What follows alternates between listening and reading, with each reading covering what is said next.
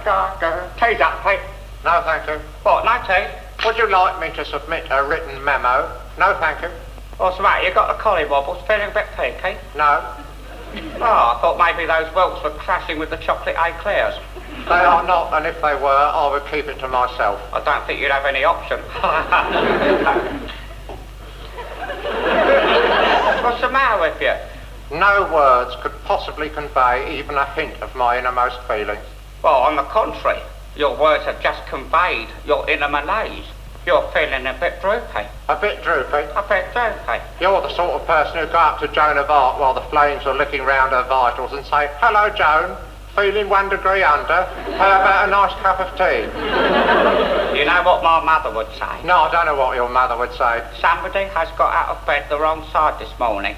If that old bat said that to me today, I'd hit her around the teeth with a shoe, that's what I'd do. You're feeling a bit temperamental, are you? As Dr. Grant would say, half temper, half mental. These glib platitudes are, if anything, exacerbating a feeling of appalling depression. Well, if you're feeling depressed, there's no use just sitting about brooding. I mean, that won't get the washing up done, will it? My dear Dad, your uncanny grasp of domestic trivia is of little therapeutic value. And if you tell me to pull myself together or snap out of it, I might well do something rash. Well, I wouldn't say anything like that. Get a grip on yourself. Look on the bright side. Count your blessings. Oh, Mr. Acid Drop himself. Come on now. You tell me what's the matter with you. Get it off your chest. You feel better. You can confide in me. I mean, what am I here for? Yes. In your obtuse way, you've put your finger on the central dilemma. What are you here for? What am I here for? What is the meaning of life? Life, Pete? Well, life is a precious gift. We're on this earth but for a brief sojourn. The more we put into life, the more we get out of it. And if on the way I can spread a little sunshine, then my living shall not be in vain. Thank you, Patience Strong. Have you ever thought about death? Do you realise that each and every one of us needs must die? Yeah, of course, but it's only 4:30 of a Wednesday afternoon. Oh, it's morbid. Oh, think of the good things in life. Like what? Well, all you've got to do, Pete, is look out the window. Oh, perhaps not. I think it was rightly said, see Dagenham Dye Works and die. Ah, now, come on, think of all the happy times you've had. That's what I do when I'm feeling a bit below par. This room is full of joyous memories. Really? Oh, look, here we are. Here's a certificate proving that we went up the GPO tower. So we did. We went up the GPO tower, and why did we go up it? Because it was there, Pete. A challenge. A brief respite from a life filled with endless cups of tea, games of Ludo, and the occasional visit to Aunt Dolly. All right, then. What's this remind you of, eh? Our dismal visit to the London Planetarium. Oh, it's nice, wasn't it, seeing the sky at night in broad daylight?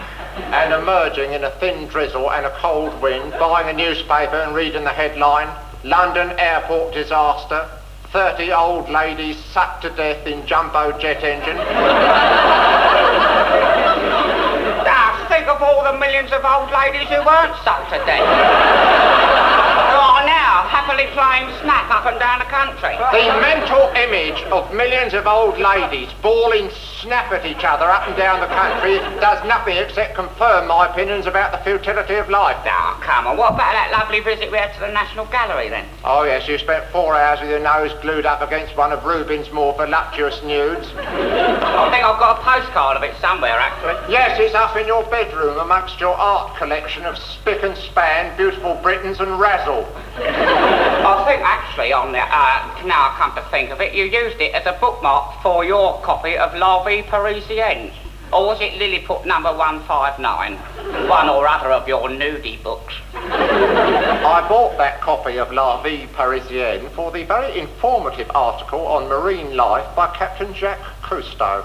It's amazing then that it always falls open at a page not so much concerned with marine life as with a scantily clad adagio dancer from the Moulin Rouge. That must have been due to the previous owner. I'm not interested in that type of thing.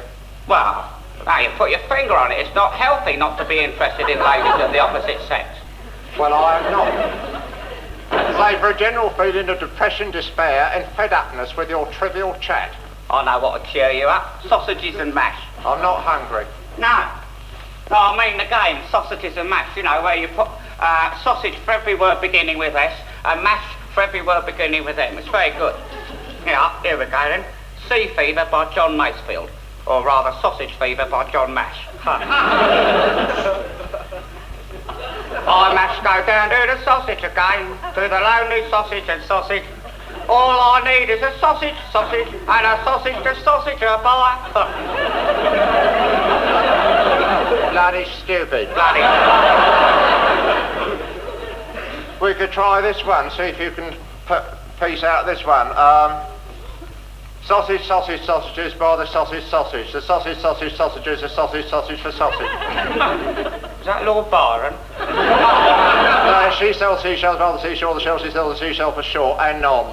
We could also waste our time, if we so wished, playing fish and chips. Oh, I don't know that one. How'd that go? Let me give you an example. Fish off, chip chips.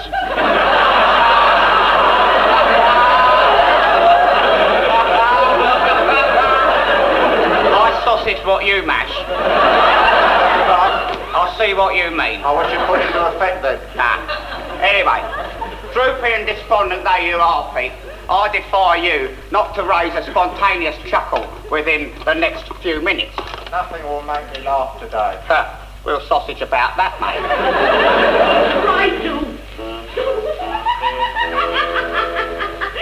She struggled and kicked his...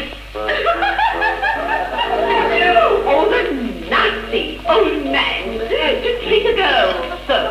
These he-mades, they give me a pain. He tore off her...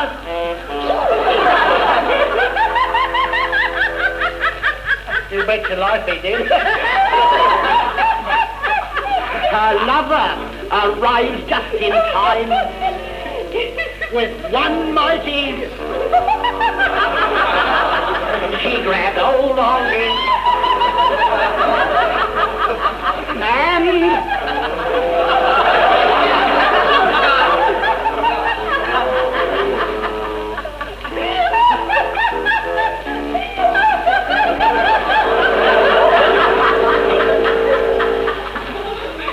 You miserable sod.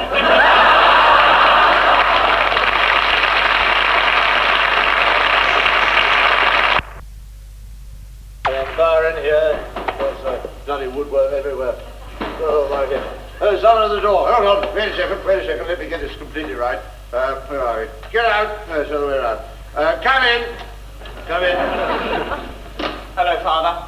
Hello, Father. Don't you even bother to say how's your father these days? I've not been well, you know. Haven't you got any respect? I'm sorry to hear that. You're sorry to hear it, are you? I didn't notice you make much attempt to avoid hearing it. You came in just as I was saying it, didn't you? Sorry to hear it. Well, what do you want out with it? Do you want some more money? What is it? No, Father, it's just that I'm getting married on Saturday, and I thought you ought to be the first to know. You've not told the girl yet? Of course I have. I think you should let her in on the early planning stages, you know. There's nothing worse than a wedding without a bride. Nothing worse. I went through 2 of those myself. Terrible on the honeymoon evening, flailing around in an empty bed. No, you know. Anyway. Father, I just wanted to get your permission. It's my permission you're after, is it? Yes. You want my permission, do you, lad? Well, tell me one thing. How old are you? I'm 16, Father. 16 years of age, presumably, is what you're trying to say, is it? Yes, Father. 16 years of age and you want to get married? Yes. Shall I tell you what my reaction is to that piece of news? Shall I tell you what my reaction is? I'll tell you what my reaction is. My reaction is... My reaction is... Or possibly... Ha ha! Ha ha! Somewhere between... Ha ha ha! Or ha! One of the two. Well, given your reaction as that, Father, I take it you have no objection. Wait a... Hold your horses. Hold your horses, lady. Sit, come on. Sit. Here's a good lad. Sit. Here's a good boy. Sit yourself down. Sit. There we are. Bloody thing's spilling all over the place. Now, lady. You're 16 years of age, right? Yes. 16 years of age. Sorry about this, but your mother asked me to keep it about myself. You're 16 years of age, and you want to get married. Do you really think at the age of 16 you're emotionally mature enough to cope with a very demanding interpersonal relationship known as marriage? I suppose you think you have the emotional maturity required, Father. Yes, I think I do. It's taken me a long time to learn it, a very long time, but I think I've got it now, lad. Is throwing crockery at Mother last night part of that emotional maturity, Father? I was not throwing crockery at your mother, lad. I was throwing a plate at a fly on the wall, which your mother asked me to remove. Sounds very reasonable, Father. It is. I don't think you'll hear your mother complain about it, lad. No, well, she's been unconscious for the last 24 hours. Yes, yes. Poor old love, I tried to break the good news about the fly being dead to her, but she was out like a light. Look, lad, I don't know what you're driving at. I don't know what you're driving at all. I'm just going over here to water the radiator. These pictures are sort of drying up a great deal. There you are. I don't want to be a fly in the ointment, a dog in the manger, or a pig in the poke. But I think I ought to know one thing, lad. Who is this young lady with which you're so enamored? I think you know her, Father. I may know her father, but I never met her. Oh, lad, who is she? After they tell me, are you ashamed? Father, Sally and I have been living upstairs together for the last 3 years. You mean that young blonde thing upstairs? Yes, Father. The one who's always in the bathroom with her trying to get a shave? I thought she was the au pair girl. No, Father. You might have had the decency to tell me. I thought all that thumping about in the night was woodworm in the rafters. I had the pest control people around 4 times in the last few days. Anyway, you want to marry her? Yes, Father. Could you tell me how old she is? She's 17. 17? Oh, laddie. Oh, laddie, laddie, laddie. You don't see what you're doing in your reckless haste of love. You're 16. She's 17. Don't you see what you're doing? You're marrying an older woman. Do you realize that when you're 54 years of age, which you will be one day, you're probably not thinking about it, when you're 54 years of age, she'll be, hold on, let's just work this out. 16 plus 28. You take away the number you first thought of, which is 74. The square on the hypotenuse equals the She'll be sum. 55. You think you know all the ropes? Think you know all the ropes, you lad? All right, then. I don't know if you believe in the supernatural, laddie. I used to scoff at it, the supernatural. I'd like to tell you a story before you plunge into this helter-skelter. It was during the war. I was holed up at a bar in Beirut. We were surrounded by the Boche. Yes, it's about 5:05. Surrounded by the Boche. I remember one day, the door flew open. Who do you think came in? Squatter Madras. Do you know him? No, Father, I don't. No, he didn't know you either. It all ties together. Squatter Madras came in, came up to me, he said, Teddy, got my name right first time, he's a fine brain. Teddy, he said, he was covered in flak from head to foot, poor devil, he'd been shot to pieces by the Boche. Came in and said, Teddy, if you don't keep edging away, for God's sake, have I got beer or something? Teddy, if ever you have a son, of course he never knew I was going to have a son in those days. If ever you have a son, he comes in one day, into your library at about 5 past 5. About 5:05. I says, Dad, I want to get married. I'm 16 years of age. I want to marry a young girl called Sally, who's 17 years of age, and I've been living with her for 3 years upstairs. For God's sake, Teddy. And a strange look came into his eye, because I think he knew he was going to die. And he said, for God's sake, Teddy, say no. 4 days later, he was dead, blown up by an unexploded lager. Extraordinary story, isn't it? Yes, Father. Extraordinary story. And you want to get married, you're still wet behind the ears, lad. Wet behind the ears. Look, lad, if you want to get married, fly in your father's face, drive your mother insane, and spit on the memory of old Squatter Madras. You go ahead and do it. Go ahead and do it. I think I will do just that, Father. You'll do it, will you?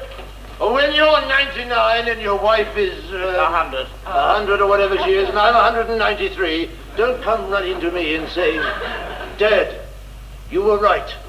Squatter Madras was right. I should never have got married. Bear that in mind, lad. Off you go, off you go. Go on, off, off, off, off, off. Squatter. The old mate. The old mate up in the sky. Squatter, me old love, I'm sorry. I did my best. I've always done my best, always do my best, told you. These bloody daffodils ruining the view of the port. Get up! Get up! There you are. My old friend, Mr. Port. You'll see me through my troubles, won't you? My old love, my old darling. There we go.